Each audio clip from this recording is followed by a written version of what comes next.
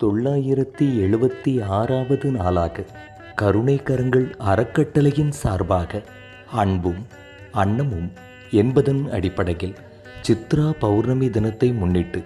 திருமுருக பக்தர்கள் சார்பாக அகிலத்தில் வாழும் அனைத்து உயிர்களும் பூரண நலம் பெற்று வாழ்வாங்கு வாழ வேண்டும் என்று அருள்மிகு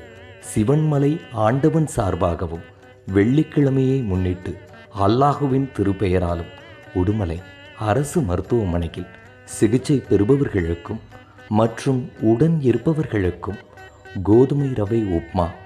உளுந்து வடையுடன் காலை உணவு அருட்பிரசாதமாக வழங்கப்பட்டது.